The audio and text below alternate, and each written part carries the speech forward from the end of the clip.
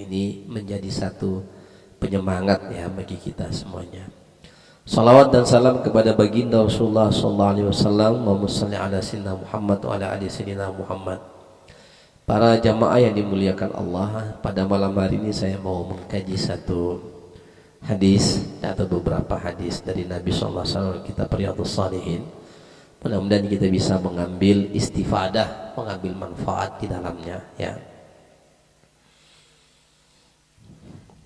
Bismillahirrahmanirrahim. An Abi Rib'i Hanzalah al-Usayyidi al-Katibi ahadi kuttabi Rasulillah sallallahu alaihi wasallam qala lakiyani Abu Bakr faqala kaifa anta ya Hanzalah qala qultu nafaqa Hanzalah qala subhanallah ma taqulu qala qultu nakunu inda Rasulillah sallallahu alaihi wasallam yudhakkiruna binnar wal jannah hatta ka'anna ra'a 'ainin fa idza kharajna min 'indi Rasulillah sallallahu alaihi wasallam 'afasna al azwaja wal aulada wad dai'ati fanasiyana kathiran. Qala Abu Bakr fa wallahi inna lanalqa misla hadha fantalaqtu ana wa Abu Bakr hatta dakhalna ala Rasulillah sallallahu alaihi wasallam qultu nafaqa Hanzalah ya Rasulullah faqala Rasulullah sallallahu alaihi wasallam wa ma dhaka qultu ya Rasulullah nakunu indaka tudhakkiruna bin nar wal jannah hatta ka'anna ra'al 'aini fa idza kharajna min 'indika afasna al azwaja wal aulada waddi'ati nasina kathiran. Faqala Rasulullah sallallahu alaihi wasallam walladhi nafsi biyadihi an law tadumuna ala ma takununa indi wa fi dhikri la safathatkumul malaika ala furushikum wa fi turuqikum walakin ya Hanzalah sa'atan thalatha marrat. Ya.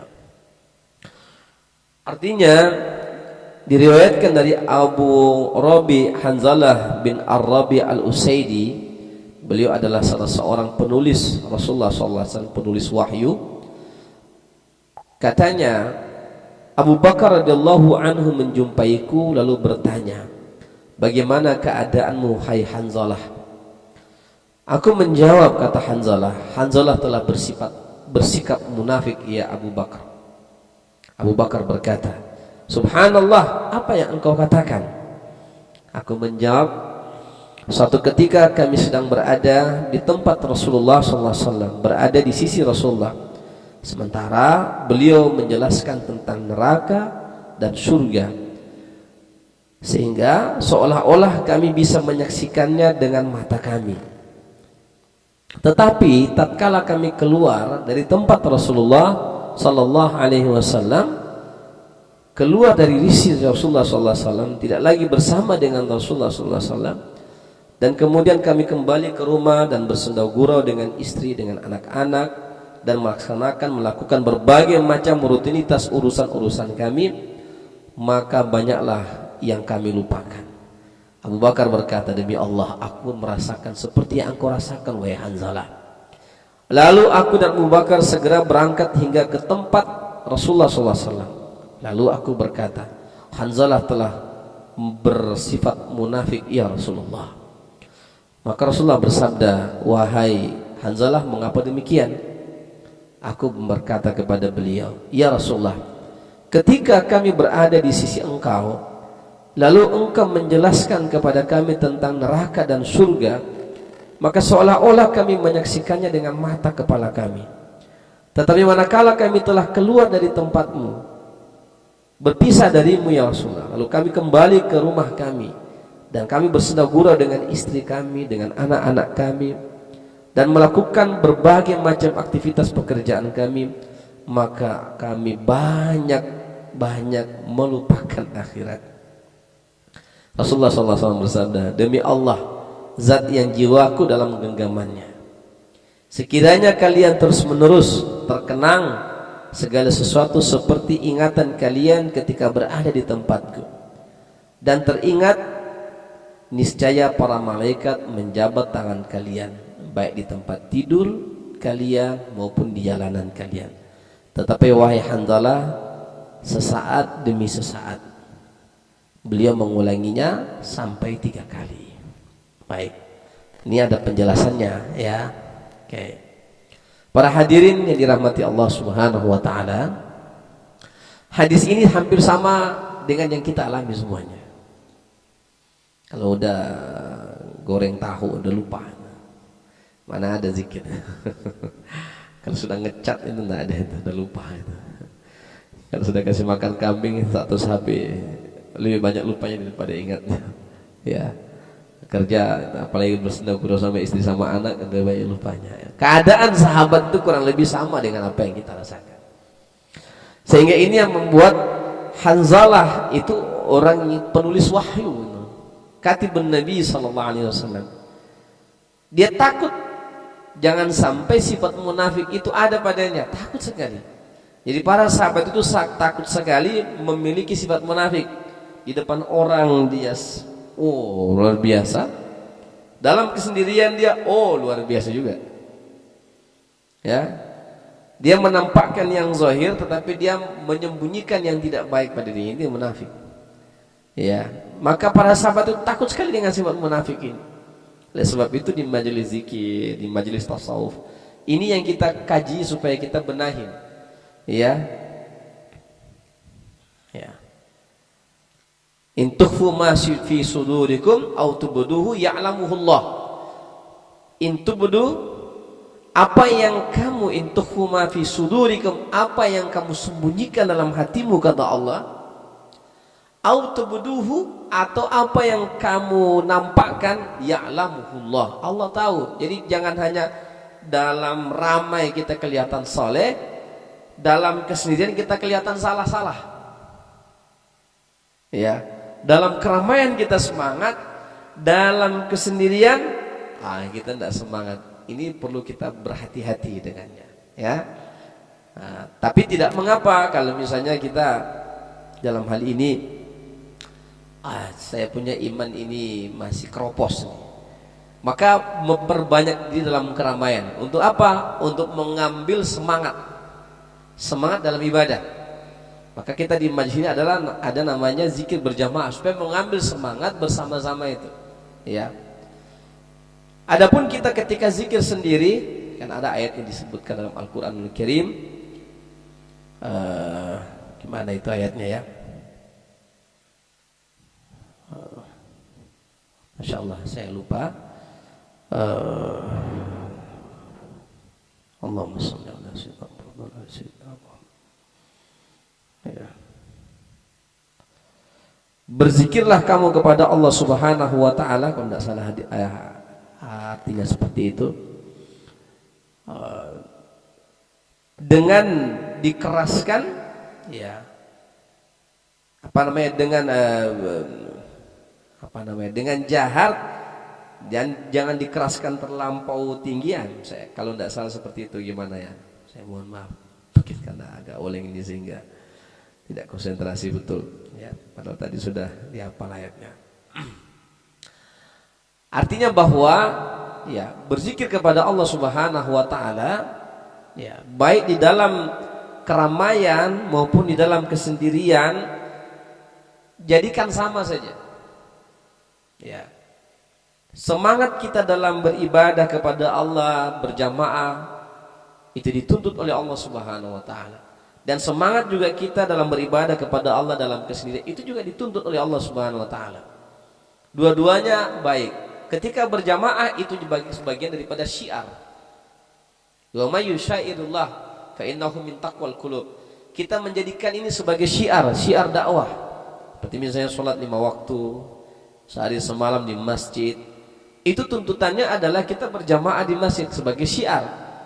Bayangkan saja di Mekah Al-Mukarramah itu, 5 kali sehari semalam orang sholatnya di masjid yang wajib.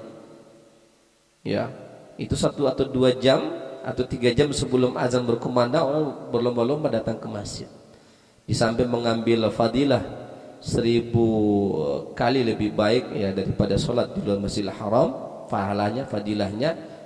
Tetapi memang menjadi suatu tuntutan, innama ya'muru masajidallah man amana billahi wal yawmil akhir wa iqamis shalah wa itaiz zakah ya wa lam yakhsha illallah fa ulaika ayakunu minal muhtadin. Orang-orang yang memakmurkan rumah-rumah Allah Subhanahu wa taala adalah mereka yang beriman kepada Allah dan hari akhir. Jadi di antara tanda orang yang beriman kepada Allah dengan hari akhir adalah mereka memakmurkan masjid. Makanya makmurkan aja masjid kita ini, ramaikan aja, enggak apa-apa. Enggak usah gubris dengan omongan orang segala macam. Ya, kalau ada persoalan tanya sama Pak Imam. Pak Imam kita kan dalam halakoh kita di sini, ya. Kalau ada yang larang kita ke masjid itu orang apa itu tuh? Ya, kalau ada yang larang jamaah saya ini sholat di masjid, saya sendirian datangin dia. Mana fatwamu kamu melarang orang ke masjid? Saya ketua MUI di sini. Kasih sama fatwa sama saya. Mana fatwamu? Apa fatwa kamu melarang orang datang ke masjid? Justru dalam Quran Al-Alaq, orang-orang yang menghalangi orang datang ke masjid itu orang-orang yang dimurkai Allah Subhanahu wa taala. Jadi tidak boleh dilarang orang ke masjid. Karena memang Allah menyuruh kepada kita untuk memakmurkan rumah-rumah Allah Subhanahu wa taala, ya. Dan saya rasa di sini tidak ada yang melarang kita ke masjid. Ya, siapa yang melarang ini? Tidak ada yang melarang. Kalau ada yang melarang itu melanggar syariat itu. Itu orang yang melanggar syariat itu nanti kena hukuman dari Allah Subhanahu wa taala. Tidak boleh melarang orang pergi ke masjid, ya. Melarang, melanggar syariat. Syariatnya Allah Subhanahu wa taala buat adalah ya'muru masajidallah. Memakmurkan masjid Allah itu adalah syariat. Jadi kalau ada orang yang melarang orang ke masjid itu melanggar syariat. Syariat ini sudah jelas Allah turunkan sebagai pedoman dalam hidup kita. Jadi jangan dirubah-rubah lagi syariat, bahkan menentang syariat yang Allah sudah buat, itu menentang Allah namanya. Ya. Jadi ada satu perasaan seperti itu, ya. Sama juga kita. Kata Hanzalah, ya, kami kalau berada di sisi engkau ya Rasulullah, ya, kayak kata Abu Bakar, kenapa kamu berkata demikian wahai Hanzalah? Ya Abu Bakar, kita kalau berada di sisi Rasulullah, ketika Rasulullah menjelaskan tentang neraka, menjelaskan tentang surga, ka'anna ra'a, seolah-olah kita melihatnya. Seolah-olah kita melihatnya. Kenapa? Karena Nabi melihat surga. Karena Nabi sudah melihat neraka. Karena Nabi sudah bertemu dengan Allah Subhanahu wa taala.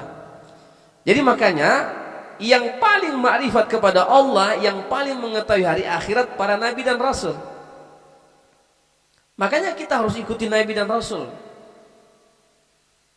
Apalagi Rasulullah Shallallahu Alaihi Wasallam, dia yang paling mengenal Allah, dia yang paling tahu bagaimana itu keadaan neraka, bagaimana keadaan surga, karena dia sudah melihat ketika dia Mi'raj. Kita belum pernah melihatnya, ya.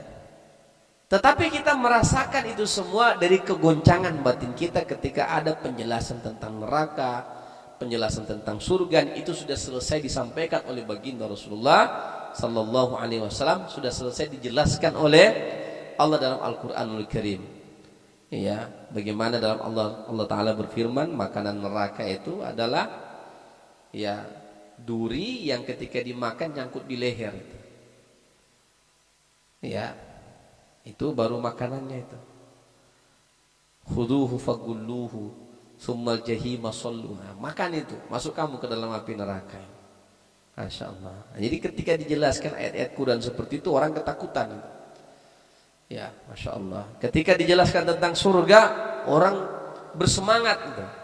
Jadi Islam ini menjelaskan tentang perintah, akibatnya surga, menjelaskan tentang neraka, akibatnya, menjelaskan tentang neraka, akibatnya siksa. Ya. Terus Nabi mengetahui dan paham betul tentang Allah Subhanahu wa taala. Makanya beliau kalau beribadah kepada Allah tidak main-main. Allahu Akbarnya beda sama Allahu Akbarnya kita. Maka kita belajar. Kalau kata Nabi sallallahu alaihi wasallam mengatakan, "Shallu kama ra'aitumuni usalli." Salatlah kamu seperti kamu melihat aku salat.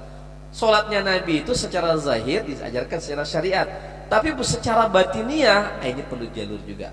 Maka guru-guru menjelaskan kepada kita sebagian bagaimana Nabi sallallahu alaihi wasallam salat betul-betul dia mengesahkan Allah, mengetahui tentang Allah Subhanahu wa taala. Fa amma man khafa maqama rabbih wa nahan nafsa 'anil hawa fa innal jannata hiyal ma'wa. Dan adapun orang-orang yang mengetahui makam kedudukan Tuhannya, kita ini belum mengenal makam Allah. Sehingga kalau sholat kita jauh dengan Nabi SAW. Jangankan Nabi, jauh dari guru-guru kita, jauh dari para sahabat Nabi SAW, masih jauh. Kita perlu untuk memakrif. Makanya di pedoman tasawuf ini kita belajar ma'rifat kepada Allah Subhanahu wa taala ini supaya kita mengenal siapa yang kita sembah. Tentu ini sesuai dengan apa yang diarahkan oleh baginda Rasulullah sallallahu alaihi wasallam dalam kajian tauhid. Ada yang namanya akidah al-asy'ariyah. Kita belajar di akidah al-asy'ariyah. Ya, ada sifat 20 kita pelajari di sana ya. Ya, paling konteksnya itu adalah walam yakul lahu kufuwan ahad. Tidak ada sesuatu pun yang setara dengan, yang semisal, yang serupa dengan Allah Subhanahu wa taala. Sama dengan ketika kita sholat menghadap ke arah Ka'bah. Tidak ada, bukan ke Ka'bah itu yang menjadi Tuhan kita, bukan.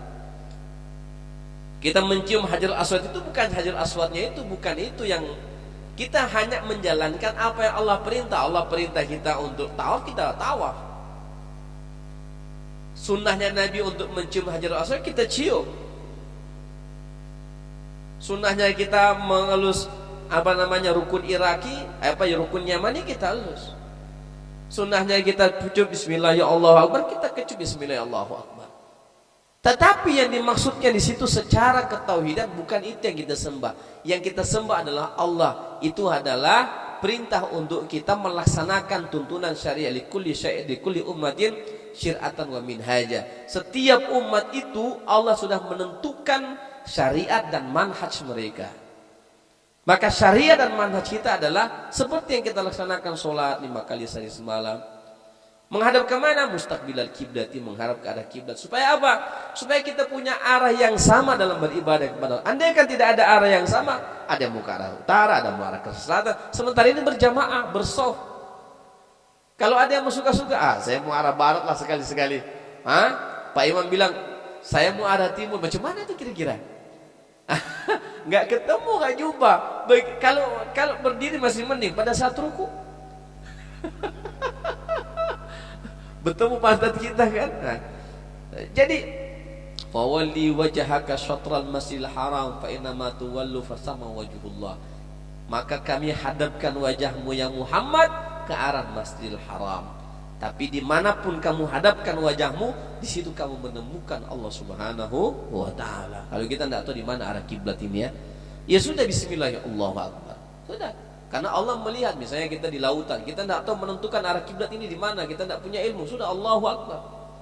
Kalau kita naik bis, perjalanan harus menjadi jamak kasar, takdim atau takhir, menggabungkan dua sholat karena waktunya tidak ada.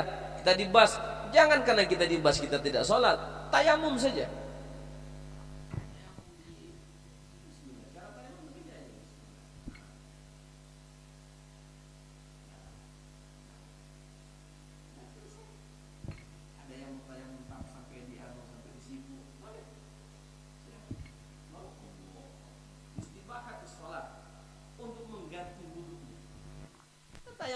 Dan itu adalah rukhsah dalam perjalanan yang Allah berikan kepada orang-orang yang beriman. Jadi orang beriman ini, orang-orang Islam ini diberikan keringanan-keringanan oleh Allah, tapi jangan meringan-ringankan pula. Ya. Oke. Jadi Hanzalah itu ketakutannya. Kata Abu Bakar Siddiq, mari kita laporkan sama Rasulullah. Ya. Sama di sini, kalau kita dengan ustaz kita ingat akhirat, tapi kalau kita jauh dari ustaz lupa semuanya. Ini sama perasaan yang dirasakan oleh Hanzalah sama Abu Bakar. Maka mereka menghadap sama Rasulullah. Ya Rasulullah, kami begini dan begini. Kita kalau dekat denganmu ya Rasulullah, ketika untuk menjelaskan surga, menjelaskan neraka, terbayang bagi kami surga dan neraka itu seperti apa. Ya. Tapi ketika kita jauh dari engkau ya Rasulullah, sudah bermain-main sama anak-anak kami, bersunda-gurau dengan istri kami, sibuk dengan pekerjaan kami lupa. Maka kata Nabi SAW, wahai Hanzalah, Ini menariknya di sini perkataan Rasulullah.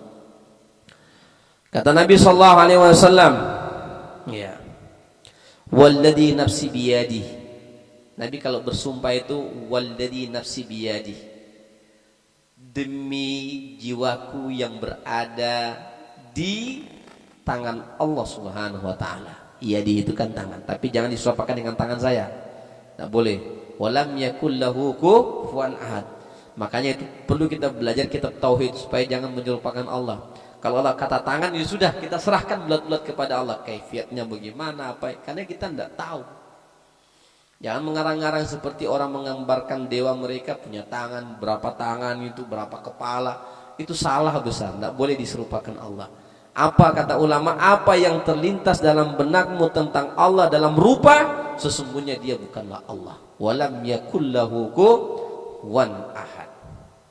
Paham nih? Jadi jangan pada saat kita zikir Allah, Allah, sudah Allah ini. Jangan. Itu syaitan, itu iblis. Orang Abdul Qadir Jailani aja hampir tergelincir kalau tidak karena dia punya ilmu. Maka ini pentingnya ilmu. Pentingnya ilmu untuk mengenali ya yang hak wal batil. Kalau tidak tahu kita, nanti kita digelincirkan oleh syaitan laknatullah alaihi. Ya. Makanya itu perlu guru dalam hal ini. Kalau tidak terbablas dia. Ya. Oke, apa kata Nabi SAW? Wallazi nafsi biyadi, demi Allah yang jiwaku ada dalam genggamannya. Alau tadumuna ala ma takuna indi wa fi dzikri la safatkumul malaika ala furushikum wa fi turukikum walakin ya Hanzalah sa'atan salah marrah. Apa kata Nabi SAW? Demi Allah demi zat Allah yang jiwaku ada dalam genggamannya. Sekiranya kamu terus menerus di dalam zikir. Ini menarik sekali ini. Allau tadumunu ala ma takunu indi fi zikr. Fi zikr. Andaikan kamu terus menerus dalam zikir kepada Allah Subhanahu wa taala. Dalam zikir. Jadi zikir itu enggak hanya sekedar duduk. Kita duduk, kita khalwat kepada Allah. Ya, kita duduk bersila atau kita duduk tahiyat, kita zikir Allahu Allah atau la ilaha illallah. Ya. Tidak hanya di situ, kita zikir juga dalam kendaraan kita. Ya. Kita zikir ketika kita berjalan. Kalau kita naik kendaraan kita baca doa. Kalau kita bekerja kita mulai dengan basmalah. Ya. Apa kata Nabi sallallahu alaihi wasallam?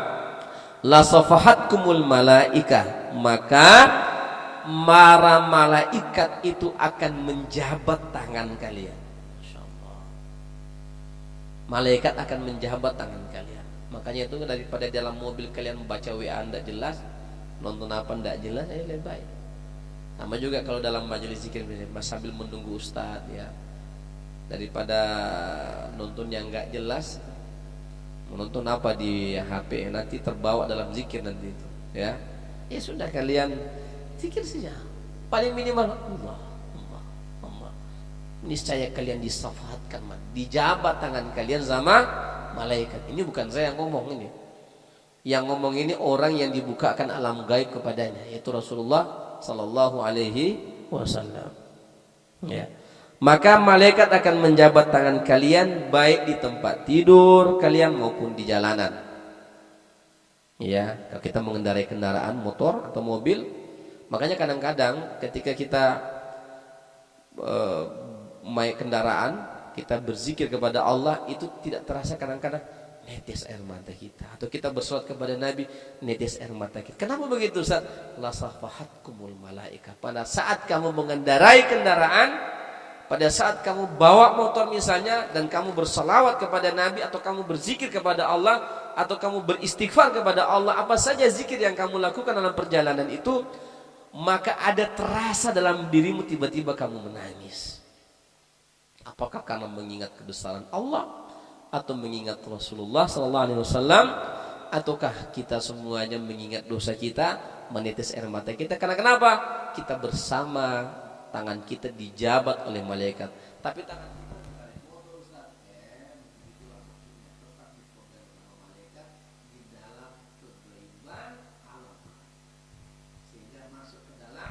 ruang batin kita yang dalam dan terasa menetes tiba-tiba. Ada jamaah sering kali ngomong begitu sama saya, kalau naik kendaraan kita bisa kok tiba-tiba kita nangis. Inilah hadis yang menguatkan itu. Maka kalau kita naik kendaraan, daripada banyak cerita, ya sudah zikir. Ya. Kalau kita ketabrak, alhamdulillah, zikirnya husnul khotimah kan. Karena husnul khotimah nggak melihat tempat, yang penting mulut yang berucap dan hati yang mengingat, itu aja. Mau meninggal di masjid, alhamdulillah. Ya, kecuali tempat-tempat yang dilarang oleh Allah.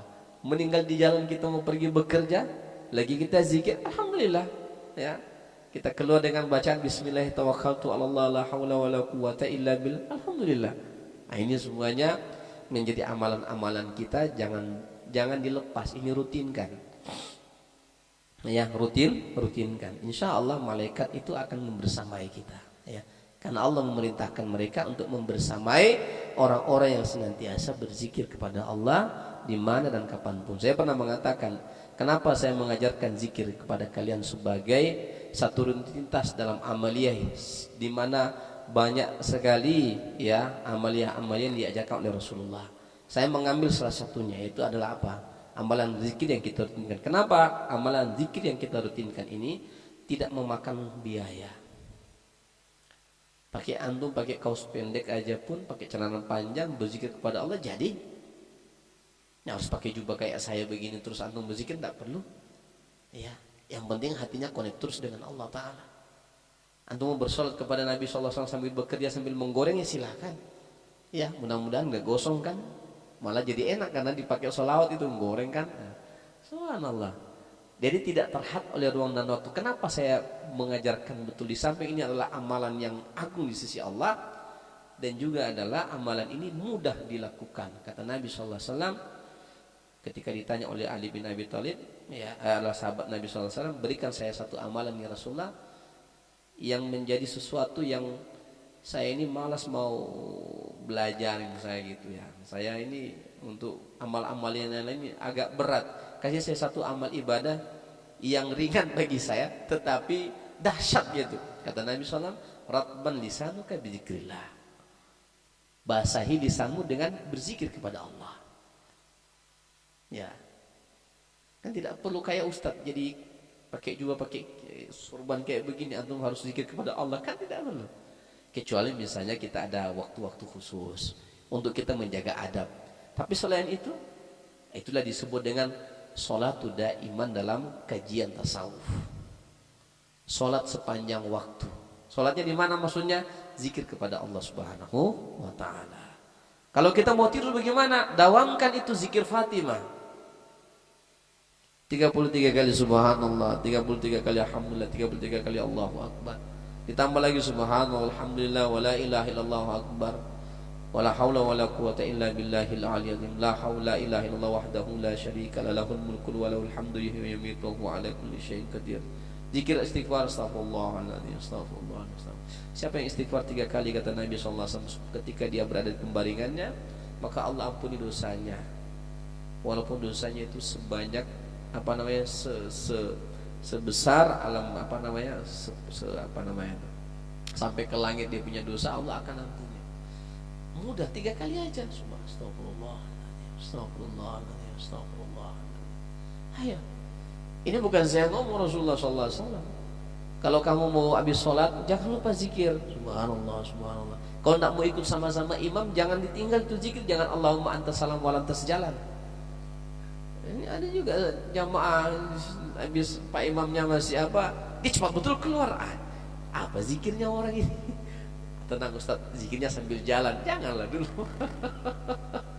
Tenangkan dulu ya. Walaupun Pak Imam mau zikir berjamaah sini, kalian mau zikir sini, silakan. Ya, tidak wajib juga ngikutin imam. Ya kan? Tidak wajib. Tapi kalau mau ikutin imam, alhamdulillah, tafadhal. Kalau panjang waktunya antum mengikuti silakan. Tapi antum mau terburu-buru, ada urusan, jangan ditinggal itu. Istighfar 3 kali. Kemudian Allah ilaha illallah kalau dapat, atau Allahumma antas salam sampai di situ. Wa minkas salam tabaraka ya tajalla, atau tambahan lagi dengan beberapa doa, ya. Allahumma inna ala dzikrika wa syukrika wa husni ibadatik. Kemudian kalian subhanallah 33 kali, alhamdulillah 33 kali, Allahu akbar 33 kali, ada 99, ditutup dengan la ilaha illallah wahdahu la syarikalah, lahul mulku wa lahul hamdu yuhyi wa yumiitu wa huwa ala kulli syai'in qadir. Maka apa yang kalian dapatkan, kata Nabi sallallahu alaihi wasallam, ghafarallahu dzunubahu walau kana mislu zabadil bahri. Allah ampuni dosa kalian walaupun dosa kalian sebanyak buih di lautan. Kamu bisa hitung buih di lautan nggak? Nggak ada yang bisa ngitung kecuali Allah Ta'ala. Allah Ta'ala mengampuni dosa kita walaupun dosa kita sebanyak buih di laut. Siapa kita yang tidak mau memperoleh karunia ampunan dari Allah? Emangnya kita suci seperti Nabi? Iya. Ada yang suci seperti Nabi di sini? Nggak ada. Oh, saya kiai, saya mursyid, belum tentu. Ya, jangan mandang remeh dengan dosa sekecil, karena bisa saja dosa yang kecil itu yang membuat kamu masuk neraka. Dan jangan kamu mandang remeh dengan kebaikan yang sekecil apapun, bisa jadi hanya kebaikan yang kecil itu yang membuat kamu masuk surga, bukan kebaikan yang banyak yang kamu bangun. Tidak boleh kita memandang remeh antara dosa kecil, dosa besar, pahala kecil, pahala besar. Tetap kita laksanakan kalau kita bisa dan kita tahu dan kita punya keadaan itu untuk melaksanakan, amalkan. Ya. Ditambah dengan ayat kursi. Sudah betul itu Pak Imam baca ayat kursi. Allahumma. Kenapa? Ada hadisnya yang jelas. Siapa yang membaca ayat kursi di dalam duburi sholatnya, dalam akhir sholatnya, maka antara dia dengan surga penghalangnya hanya kematian. Makanya maksudnya kalau dia meninggal, dia baca ayat kursi, maka dia dimasukkan Allah ke dalam surga. Baca ayat kursi. Ya. Ditambah lagi ditutup dengan 3 kul. Nah, itu amalan yang saya ajarkan sama santri-santri. Makanya panjang wiridnya habis sholat. Kalau di sini kan Fatihah. Kalau di pondok pesantren enggak. Pada maghrib itu tambah lagi ayat kursi, tambah 3 kul, baru baca doa. Nah, ini panjang wiridnya. Ya, kenapa? Karena santri-santri tidak banyak waktunya untuk bekerja, memang untuk ibadah. Ya.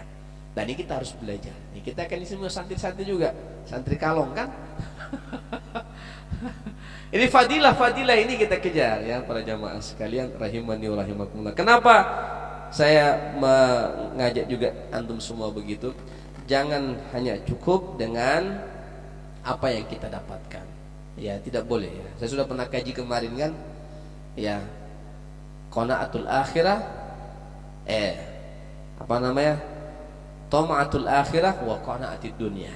Kita qanaah dengan dunia tapi tamak dengan akhirat. Jangan terbalik, tamak dunia, qanaah akhirat. Ya, jangan ya.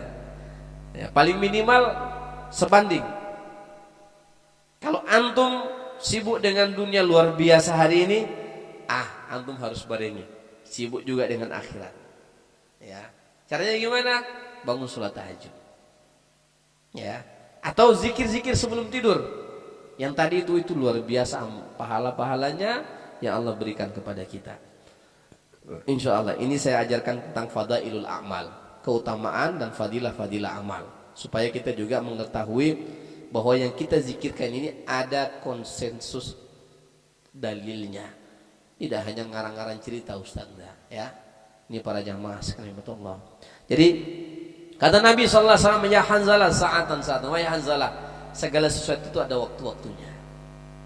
Kalau kamu dengan anak-anakmu terus kamu ingat kepada Allah, jangan, Allahu Akbar, la ilaha illallah, mana dia mau bercanda sama kita?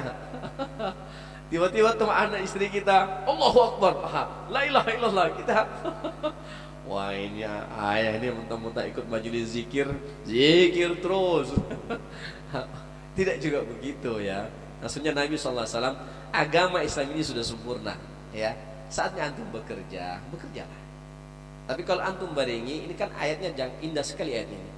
Fa idza qudiyatis shalah fantashiru fil ard wabtaghu min fadlillah wa dzkurullaha katsiran la'allakum tuflihun. Kalau kamu udah selesai sholat Mang Cecep, Assalamualaikum warahmatullahi wabarakatuh. Kalau kamu udah selesai sholat, jangan sholat terus, ya. Kata Allah, kalau kamu udah selesai sholat, ya, udah selesai sholat nih, ya, fantashil fil ard, bertebaranlah kamu di atas dunia ini, cari aktivitas. Kecuali misalnya kamu memang mau khalwat, niatmu memang betul-betul mau uzlah, ya, untuk fokuskan ini. Kalau ndak uzlah ini, ndak dipaksain ini, nggak bisa fokus kita dapat dengan Allah Subhanahu Wa Taala. Oke. Ya, tapi kalau kamu punya aktivitas duniawi, kata Allah, faida qudiyatis shalah fantashiru fil ardh. Kalau kamu udah selesai sholat, ya udah bertebaranlah kamu di atas dunia ini.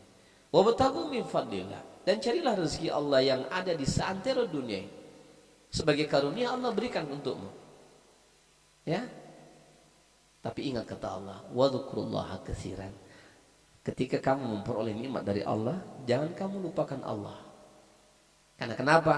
Nikmat yang Allah berikan kepadamu, kalau sampai membuat kamu lupa kepada Allah, sesungguhnya itu istidraj yang akan mencelakakan kamu. Maka barengi nikmat yang Allah berikan kepadamu itu dengan bersyukur kepada Allah, dengan mengingat bahwa ini adalah nikmat yang Allah berikan kepadamu.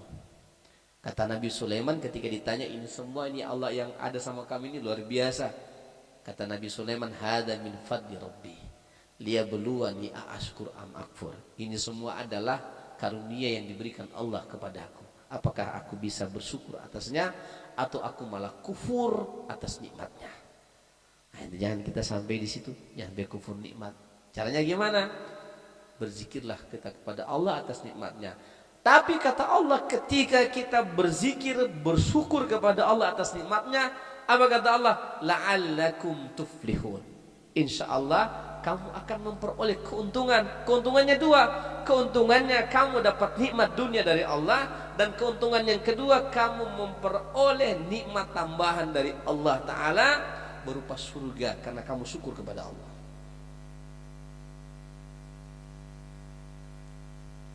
Ya. Jadi akibat yang baik ini selalu kita dapatkan. Ya, kita syukur dapat nikmat dari Allah, alhamdulillah kita ucap, dan Allah siapkan satu bangunan yang namanya istana hamdalah dalam surga. Ada istana namanya istana hamdalah. Istana hamdalah ini adalah istana yang Allah bangunkan bagi orang-orang yang selalu bersyukur kepada Allah, banyak maupun sedikit dia dapat nikmat.